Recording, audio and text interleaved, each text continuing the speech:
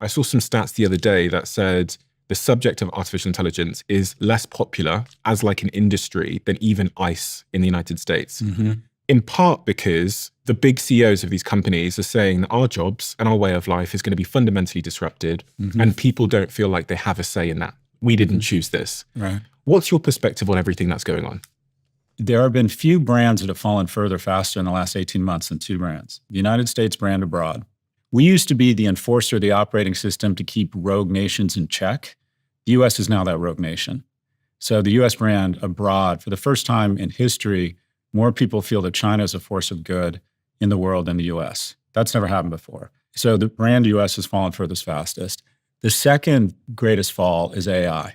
Your view of AI is directly correlated to your wealth. The only cohort that has a positive rating of AI is people making over $200,000. Because generally speaking, wealthy people look at AI as something that's fueling their portfolios, and wealthy people are the biggest users of AI. So they see it as a positive. They see it as innovation. They see it as the S&P going up. But if you're an average middle-class person, what you may see is that your electricity bills have gone up and you don't even have access to invest in these companies. And you see some statements from people, Sam Altman saying, stop complaining about energy costs, think about the amount of energy it takes to raise a child. So they haven't really managed the brand well. In the last 18 months, it's gone from something kind of scary, but we can be optimistic and a wealth creator, to something that's very scary and something that's a wealth creator for the wealthiest already. The brand in the last 18 months has had tremendous erosion. When I look at some of the quotes from the CEOs of these AI companies, I've got one here from Elon that says, AI and robots will replace all jobs, working will be optional, like growing your own vegetables instead of buying them from a store. The challenge will be fulfillment. How do you derive fulfillment and meaning in life? And Sam Altman said by the end of 2028, more of the world's intellectual capacity could reside inside data centers than outside them. And when I went through Sam's blog several times, I mean, he's talking about a fairly dystopian future. And many of the CEOs, I mean, even Amadeo at Anthropic talks a lot about, his bear case for AI and the job disruption that will follow. And so I think I'm trying to get clarity for myself, really, on like, what is the truth? What's marketing and what's the truth? And I want to add another point, which is I hire a lot of people. Yep. And I'm already finding that our framework, specifically for entry-level roles, has quite radically changed. And so I didn't believe this stuff. Like a lot of people told me that, oh, Sam Altman, these guys, they're doing marketing to make their company seem powerful. But then when I noticed a change in my own behavior, when I'm sifting through these CVs, I thought, oh, maybe things are going to change. I think it's mostly bullshit and catastrophizing and a means of fundraising. Every technology in history goes through a similar arc. There's some catastrophizing, there's some job loss. That increase in productivity results in additional margin, new business opportunities, and employment grows. I don't see any reason why this would be any different. And I think that catastrophizing and talking about this massive destruction in jobs is a way of saying, or justifying the massive investments these companies want enterprises to make in their companies. Because if you look at the amount of capital they have committed and the valuations of these companies, one of two things needs to happen in the next 5 years, at least in the US. There either needs to be $1 trillion in incremental revenue from new products from companies that have licensed AI. So L'Oreal does a big site license with, say, OpenAI. Does it come up with new products? Like, how does it justify that investment? We're not seeing a lot of AI moisturizer or cars that are built by AI. I mean, AI has hit industrialized robots at Amazon, but there's not a lot what you would call new AI-driven or AI products. AI plays a role in the background, but it's very hard for companies right now to point to incremental growth or revenues from AI. So in order to justify these valuations, then they have to say, all right, there's going to be massive cost savings or efficiencies. And there's some examples. I think Meta has just announced new layoffs because of efficiencies they're getting with AI targeting.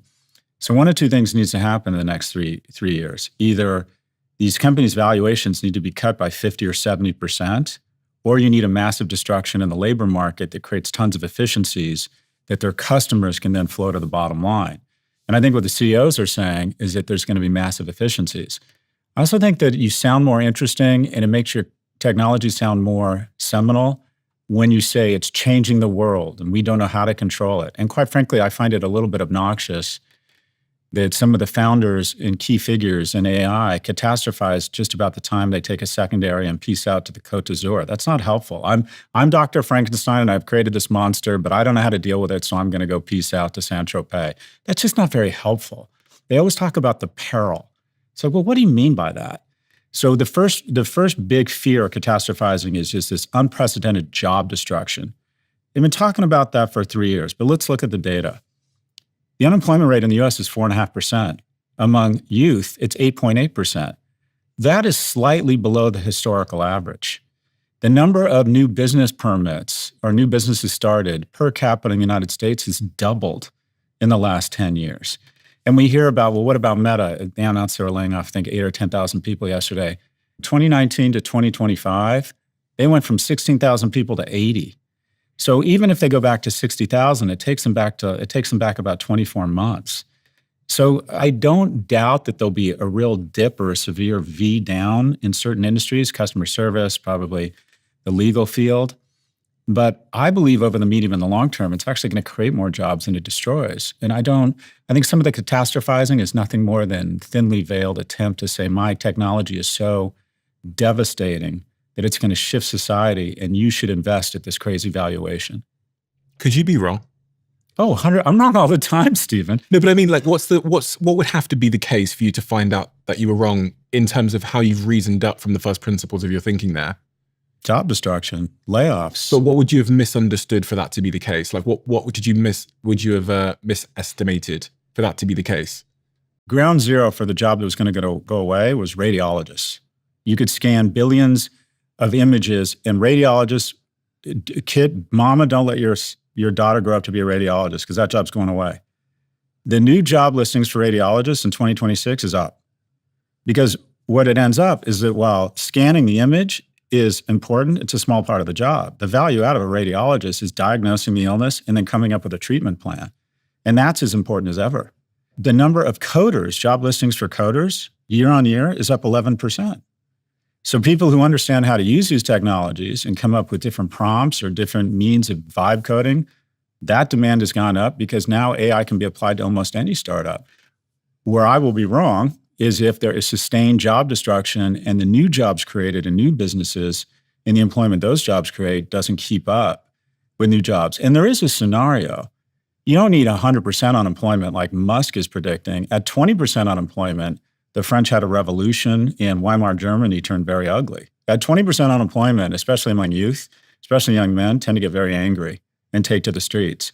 So you could see a V that's so severe, even if there's a job recovery, if it hits 20% unemployment, that could cause real civil unrest. But I just look at the data. I look at the employment numbers. If you didn't know there was this seminal technology that very smart people were predicting a job apocalypse around, and you just looked at the data, you wouldn't know there's anything going on. The data doesn't reflect that there's some big exogenous meteor coming for the employment market. Is there a case that this technology, because it's built on the internet, so it has inherent rapid distribution? Every day Anthropic release a model, ChatGPT release something, it spreads across the world very quickly and everybody's updating their technology at the speed of light, unlike the Industrial Revolution where you had to build infrastructure and physical infrastructure. Is there a case that because of the speed of this technology and the proliferation of it, that it will be unlike the revolutions of the past? Right. That's the fear, that the V is so severe and so vicious that we don't have time to recover. And even if there is more jobs on the other side, that there's too much civil unrest around the V. But so far, the V doesn't be decelerating or diving as quickly as people had predicted. I was kind of reminiscing on the way over here. I moved here almost 4 years ago. The first thing I did, I got off a plane at night and I went to this amazing party at Annabelle's, this Brazilian party with all these hot people everywhere. And I thought, I love London. And the next morning I woke up feeling pretty hungover and my team said, you have this podcast with this young guy. And I said, cancel, I'm hungover. And they said, no, he's really up and coming. You'll like him. He's a nice kid. And I came into this little place in Shoreditch or wherever with all these like cool coffee houses. I had no idea who you were. And within 2 years, you were fucking everywhere. It was like, I'm in the airport and I see your banner on your book. And then I get on the plane and the safety video has you in it. And I'm like, make him stop. And my point is, where I'm going with this is, This place is like, it feels like the Googleplex. You're hiring like crazy. You're one of the most technically sophisticated people I know in media, and yet you're hiring a bunch of organic things, walking around and eating and going out and drinking and having kids. So you're the example. Old media is going to lose jobs, but you're creating. How many people have you hired in the last 24 months? Across all of our companies, I'd say about 220. Okay, and those are high-paying jobs. Yeah, those are young people probably making six figures plus. That's a lot of employment. So is the BBC or is the Daily Mail or whatever laying off people? Yeah, but I'm not sure they're laying off people faster than you're hiring them. Yeah, and what I found is like we're hiring a different type of person, and AI fluency is becoming increasingly important. I'd say the other thing is the only thing I noticed was 60 days ago. I consider myself to be the head of recruitment. We have a recruitment team downstairs, and I own a recruitment business. But as I go through that inbox, people that I otherwise 2 months ago would have been, jumping to hire, I'm now pausing because there's new technology that's been launched by these companies in America. That means there's alternative solutions, and that's what's giving me pause. People do need to consider ways that they can upskill themselves with these technologies. The labor market is definitely reshaping, and it might reshape faster, but I'm not sure it's going to be the apocalypse. There'll be winners and losers. For example, for the last 30 or 40 years, the unemployment rate among college grads has been lower than non-college grads. It shifted this year. The unemployment rate among non-college grads, because of the boom in vocational work, is now lower than the unemployment rate among college grads. Mm-hmm. And if you think about it, you're like, okay, well, that's bad for new college grads. But at the same time, all of these data centers need carpenters, welders, plumbers. So there's been booms in other parts of the employment market. But yeah, the employment market's absolutely reshaping. But when I graduated from business school, a lot of it, quite frankly, is your generation is spoiled. What do I mean by that? When I graduated from Berkeley in 1992, 40% of us had a job on graduation day, meaning 60% did not have a job. I would bet the kids in my class at Stern, I bet 40% of them are starting their own business. Mm-hmm. Because with AI, when I graduated, there were two entrepreneurs in my class, and the second person was my co-founder. We were the only business started in the Haas School of Business from 1992. I would bet there's going to be 30 to 50 businesses that are started on graduation day. There's kids dropping out of their second year of business school to start businesses because they just raised $10 million in a Series A. Now, you have to have certain skills, a certain type of personality, a certain facility with technology. I'm actually quite excited about this. We're starting to see an uptick in productivity, which should result in incremental profitability. Will some people be on the wrong side of the trade? Absolutely. Do we need to do a better job of providing more unemployment, more retraining? Denmark spends 2% of GDP on retraining and vocational training. We spend 0.2% in the US. So we're not good at retraining. We're really bad at it, actually. We're not good at taking care of the people on the wrong side. But in terms of global employment, I think that catastrophizing is dressed up fundraising. What do you think about what Elon's doing with Optimus? Because if you bring those two forces together, you've got Optimus robots, these humanoid robots, where he says there'll be, some of the quotes that he said, it might be marketing, but he's predicting that you won't need to be a surgeon because there'll be so many Optimus robots that are more advanced than any surgeon on Earth. So Optimus robots will be doing surgery. And if you combine intelligence with sort of physical power that comes from these robots, it does beg the question where human skills remain outside of the relational stuff and Maslow's hierarchy of needs. That's one of the things I contend with. I'm like, you're seeing in China, especially, how robots are really changing production lines. And I saw this video the other day of, I think it was in India or Bangladesh, where they had the factory workers have cameras on their heads so that they could film their hands because they're intent on replacing them with robots. Yeah. This combination of intelligence plus robotics feels like it's two tsunamis at the same time. I think that's right, but let's use the surgeon as an example. I think the robot in the context of surgery will be not a replacement, but a supplement. And that is, there'll be a large class of surgeons who know how to weaponize robotics to be better surgeons and, quite frankly, do 2 surgeries a day instead of 1. I think most brain surgeries take 4 or 6 hours. Using robotics and precision instruments, a great neurosurgeon will be able to increase the productivity and the accuracy of their surgeries. My big tech stock pick of 25 was Alphabet because it was trading at a P of 17. I just saw it as being ridiculously cheap because everyone thought OpenAI was going to put it out of business. My big tech stock pick for 26 is Amazon because I think where robotics really hit the rubber meets the road in terms of shareholder value is the collision of AI and industrialized robots. And there are 400,000 industrialized robots in the US, and there's 1 million at Amazon. So Amazon is 2.5 times the number of industrialized robots as the rest of the nation combined. But the notion that we're going to have someone in our house bringing our tea a robot, I don't buy that at all. I think that automated robotics, the collision of advanced manufacturing in China and using AI with robotics will yield tremendous advantage. Amazon is saying they're going to double their largest business, which is their retail business, by 2032 without an incremental hire using robotics, industrialized robots. And they were early. They made an acquisition 10, 15 years ago of a robotics company called Kiva. But the notion that there's going to be a robot bringing me my tea here, oh, that's bullshit. The scary thing for me that I'd want to know more about is weaponized, industrialized robots as warriors. Because I wonder, there's just, you can go some weird places. But again, I think AI and robotics, yes. This notion that we're going to have robots serving us our food or in our house, I don't see that. It's interesting because I guess one could argue that we already have robots in our houses, but they just don't move. So the leap really is, would you allow a robot to move through your house? Because I mean, a Hoover's a robot. A fridge is kind of like a robot, especially the smart fridges. One could say a TV is a robot, a smart TV. But the difference is they don't move through our house. So would we allow the Hoover to move itself? And then once we allow that, would we allow it to potentially bring us something? Yeah, I get it. I just don't, the stuff I've seen on actual application of these robots. And keep in mind, these individuals, the job of the CEO now is, it used to be to underpromise and overdeliver. Now it's to overpromise and underdeliver and create a vision that creates cheap capital so you can pull the future forward. My understanding is 3 years ago, we had 1 million autonomous Tesla taxis on the road, and that did not happen. In 2016, Musk said, or 2017, there was going to be, autonomous was 2 years away driving. So their job is to predict a very exciting future. I also think Musk in particular is very good at saying, look over here as he stuffs a rabbit into a hat. I mean, Tesla's an automobile company, so he's got to create a story to justify its 155 times earnings when most automobile companies trade at 10 or 15. So it's robots, it's space, it's connectivity with AI and autonomous and robots. It's constantly look over here because I think it's very difficult to justify the valuations he's raising money at.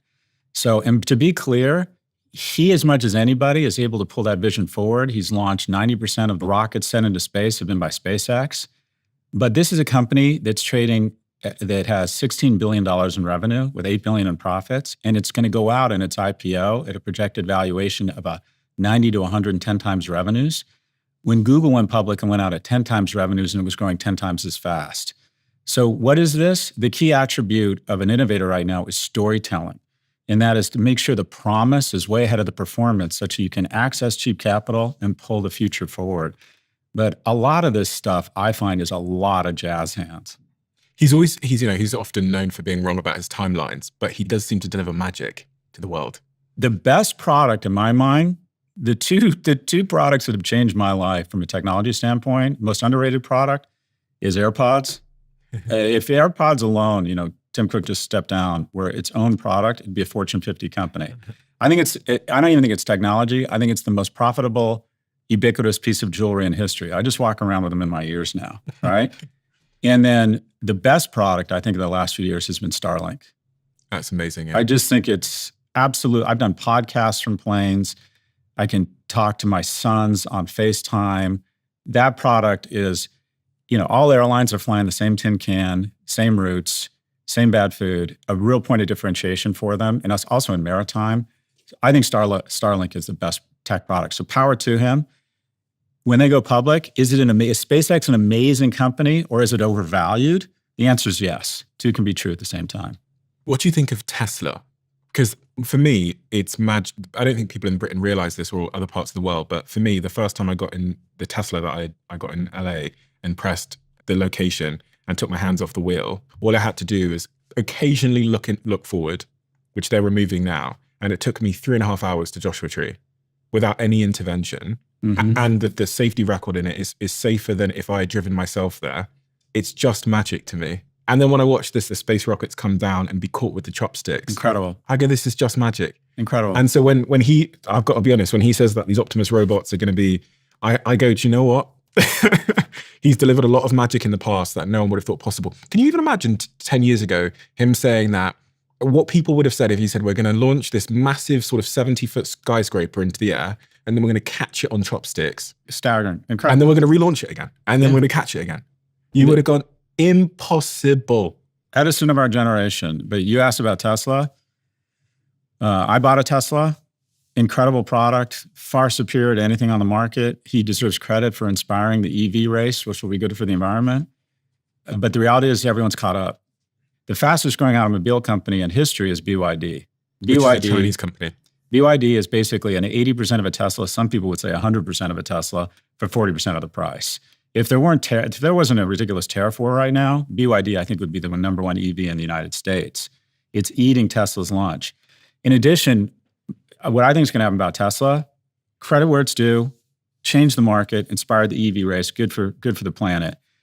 But when you look at its valuation right now, I think what you're going to see is when SpaceX goes public, there's a lot of money in the market that wants to get some of that Musk riz, what you were talking about. This guy is incredible. I don't care how expensive it is. I want to invest behind Elon Musk. I get it. That money is about to come out of Tesla, which people are finally figuring out is just a great car company that should be trading at 30 times earnings, not 150, and it's going to go into SpaceX. So I think the boost, the retail surge in SpaceX you're going to see, and the valuation they're planning to go out at is just extraordinary. Some of that is going to come at the cost of Tesla. I think people are waking up to the fact that Tesla's a great auto company. It should be trading at about a fifth of the valuation it is now. 然后，如果你今天在 YouTube 上看的话，请帮我订阅，然后把小铃铛点开，你就不会错过下一则。执行这个扩圈进行。如果你觉得今天直播你有学到新的东西，也帮我把影片给分享出去。区块链的每日直播是每周一、每周三、每周五呢都会讲最新的区块链新闻，然后各种加密货币跟去中心化金融 DeFi。我们明天见，拜拜。